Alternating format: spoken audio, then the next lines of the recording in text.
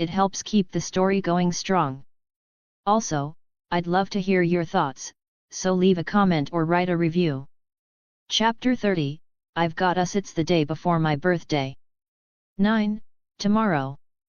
Hard to grasp, not because I still feel young, but because most days it seems like I've already lived enough years to count for 3 lifetimes. It's 1943 now. London breathes war with every lungful of air. The rationing has grown sharper, slicing into cupboards and bellies alike. Nearly every conversation on the street curls back to shortages of eggs, of coal, of the tiny things that keep a person feeling human. The new points system has people bartering secrets on how to turn carrots into jam and how to pretend powdered egg is the same as the real thing. They say things are shifting in Italy, that Mussolini's lost his grip. But from our narrow street, the war still feels endless, like a thundercloud that settled overhead and decided to live there.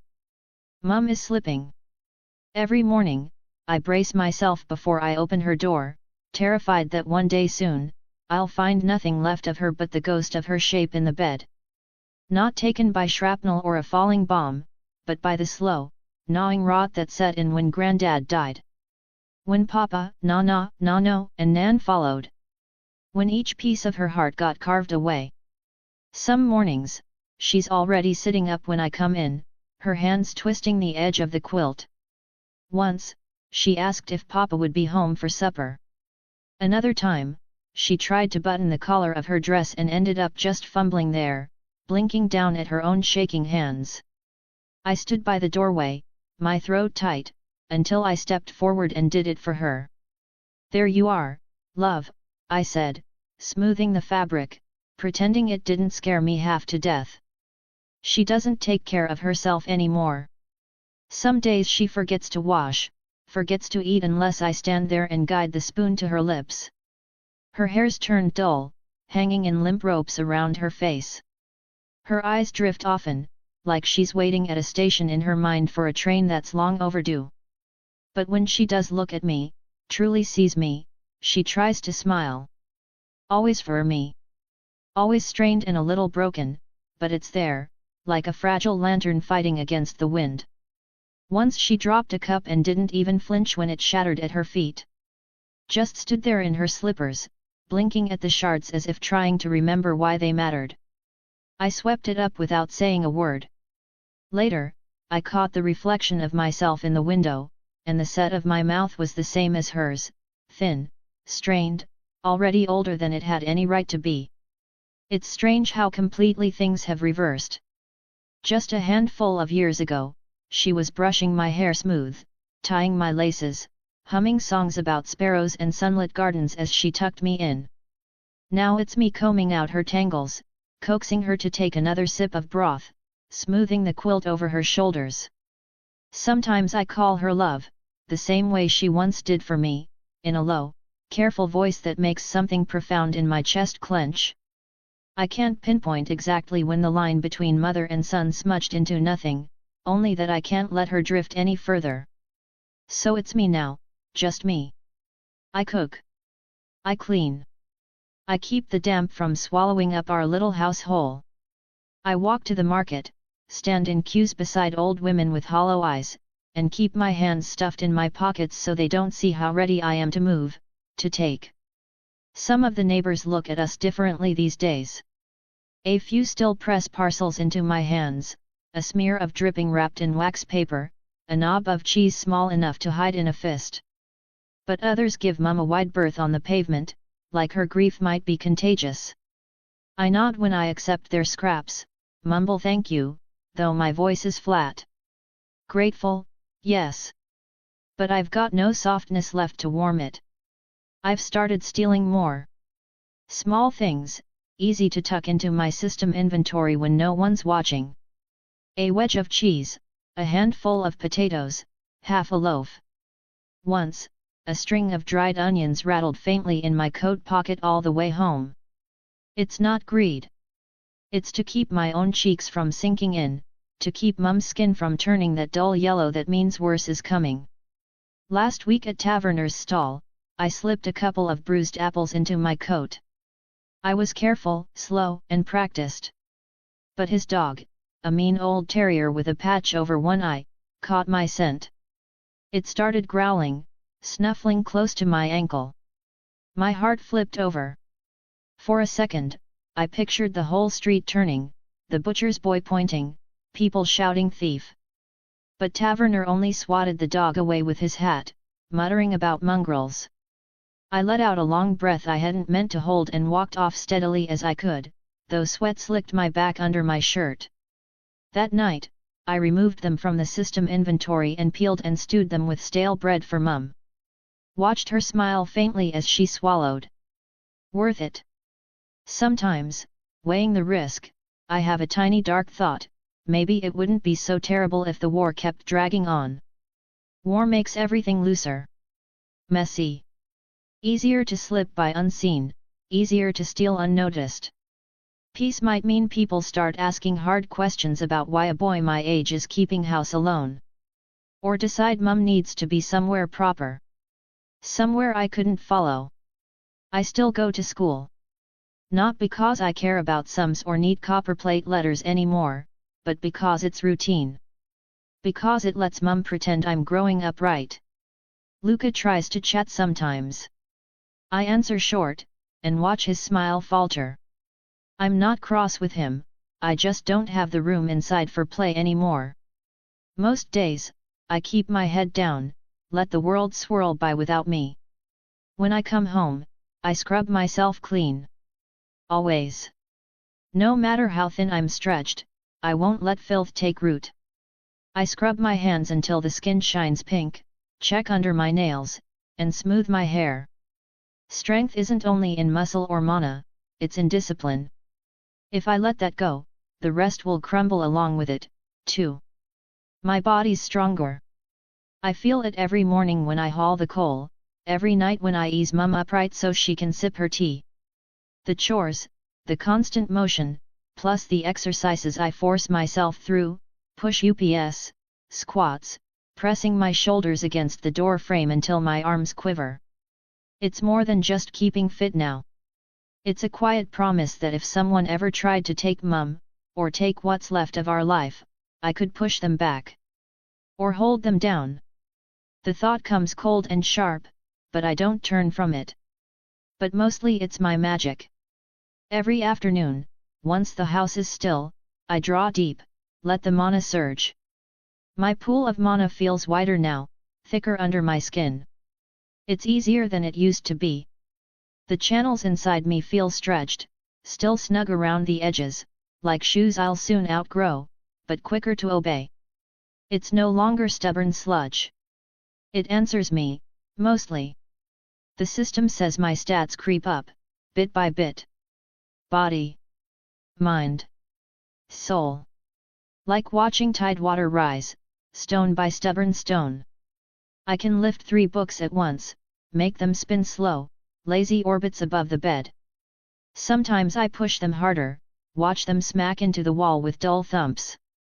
Once, I guided a dinner knife across the table's edge with just a thread of mana, slow and careful, etching faint lines into the wood. I told myself it was practice. But there was a part of me that wondered how far I could push it if I had to. I recall the last time I cried properly. It was when Papa died, unfortunately, that I don't think I can anymore.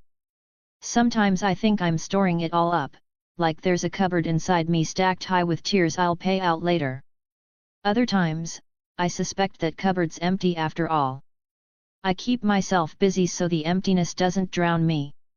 At night, when Mum sleeps, I pull out the little notebook hidden under the mattress. It's full of cramped lines and tiny numbers, plans for the aftermath of the war. Investments in companies that I saw do well in my previous life, utilizing my knowledge of the future to ride the waves and trends. Schemes for how I could use my system's edge to build something real, pay for doctors and specialists from London, and possibly even across the sea. Get Mum well again. I fill whole pages with tiny sums, scraps of brand names I half remember. I write down Coca-Cola, McDonald's, Nestle, Ford, BMW, Lego, circling them again and again. I draw little boxes for properties I might buy.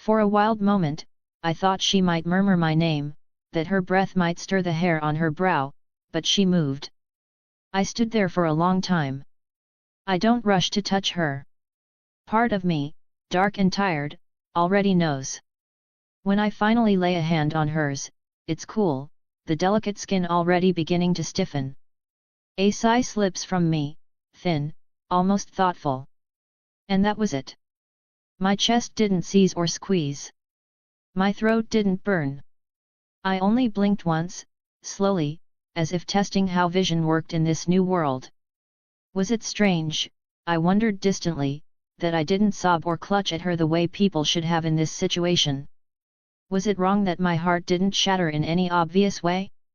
I couldn't tell if I felt too much or nothing at all, like some dam had cracked somewhere unseen, leaking everything out by slow degrees so that when the moment came there was simply emptiness.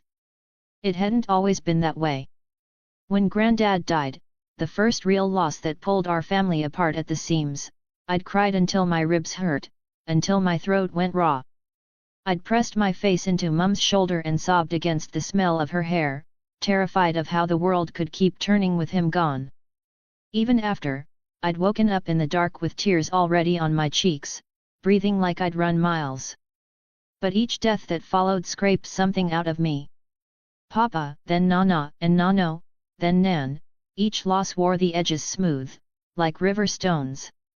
Each grief had come easier somehow, quieter, until now with Mum, it was like standing at the edge of a pit and feeling nothing at all. No fear. No shock. Just a hollow echo where grief should live. Then I straightened. Because I still had to do the things that needed to be done. There were neighbors to inform, papers to sign, floors to sweep, and a world that didn't care how many cracks ran through me so long as I kept moving. It takes hours to arrange things. I go to the neighbors first. Mrs. Kemp answers her door, hands wringing a dish towel. Her mouth pulls into a shape of sorrow when I tell her. Her voice is soft, careful, too round at the edges, but I don't match it. Ah, Richie, oh, love, I'm so sorry. So sorry. What can we, she's dead, I say plainly. I'll need to report it to the local warden's clerk. Just thought someone should know. She looks like she might gather me in her arms. I step back before she can. The street seemed narrower than usual. Posters for war loans and victory gardens peeled in the damp, their bright colors sagging. A soldier stumped past with a wooden leg, tapping the cobbles like a slow metronome. I caught my reflection in a bakery window, pinched cheeks, hollow eyes. A stranger who moved like me. The registrar's office is a cramped little place that smells of ink and coal dust. The clerk behind the counter fumbles for papers, peering over thin spectacles. His eyes dart up to my face as he asks questions in a low voice. I answer them in short, clipped syllables. Name. Address. Cause. Illness, I say. No tears. No faltering. His pen scratches across the form. Someone will come by tomorrow to confirm, lad. All right. When it's done, I walk home. My shadow paces me on the frost-bitten street, long and thin. I think about how I should feel. Something breaks off and drifts away from me instead. At the house, I keep moving. I sweep the floors. I scrubbed out the teacups she left on her bedside table. I fold up the cardigan she wore most days. At noon, I sling my bag over my shoulder and head for school. Luca gives me a wary look across the yard, but I turn away before he can come over. Miss Haynes paused by my desk at one point, hand hovering like she might pat my shoulder. All right, Richard. Yes, miss. The lie slipped out smoothly, polished from so much use. Luca's grin was entirely gone by day's end. Classes blur quickly by. At the bell, I drift toward the market, hands stuffed in my pockets, feeling the rough shape of my system's inventory token against my palm. I pick up turnips and stale bread, pay with coins that seem lighter each time I count them. That evening,